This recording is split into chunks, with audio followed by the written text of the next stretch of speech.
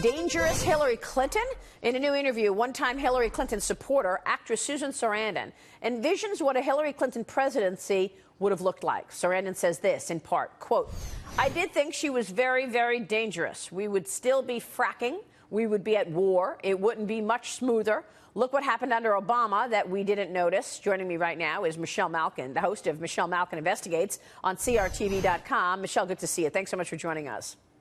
Thanks, Maria. So Susan Sarandon goes on to say that she's been attacked for her views on Hillary.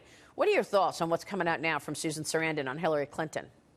Well, I appreciate her candor. And what's interesting about the interview that she granted is that she pointed out that she's getting far more hate and vitriol and attacks from her supposed friends on the left than she is from the critics, longtime critics of hers on the right.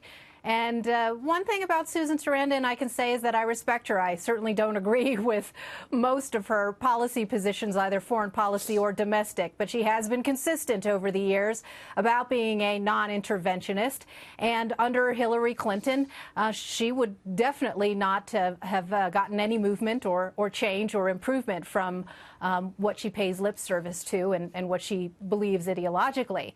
I also thought that her comments in particular about how she evolved on Hillary Clinton, because remember, Susan Sarandon supported her for her Senate campaigns initially.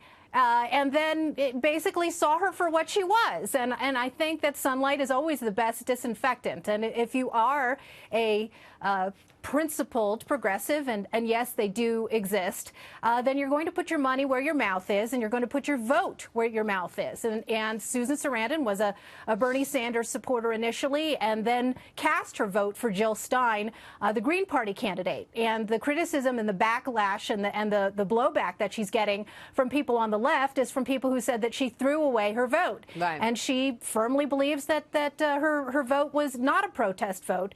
And I think that she is being borne out, especially in light of all of the sex scandal floodgates that we're seeing, and what that means in terms of reinterpreting the Clinton history and the narrative that has been enabled by so many on the left. Do you think Bernie Sanders is the candidate for the left right now? Is that who is going to be their candidate come 2020, based on what we know right now?